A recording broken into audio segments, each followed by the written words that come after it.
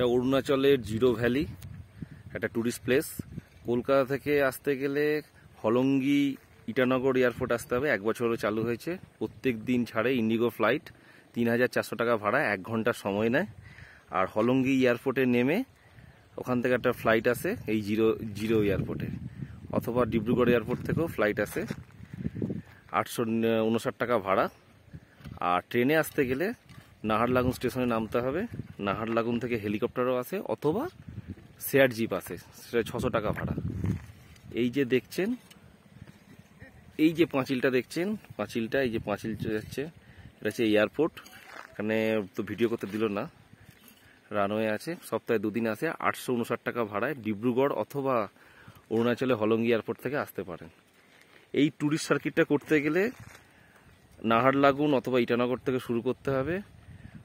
ওখান থেকে জিরো হয়ে, দাপর রিজো হয়ে, আলো হয়ে মেচুকাটা খুব সুন্দর জায়গা। এই 1-2 বছর আগে সালমান খানও এসেছিলেন ওখানে ব্র্যান্ড অ্যাম্বাসেডার হিসেবে। অরুণাচলের মুখ্যমন্ত্রী পেমা খান্ডুর সাথেও ওনার ভিডিও হয়েছিল।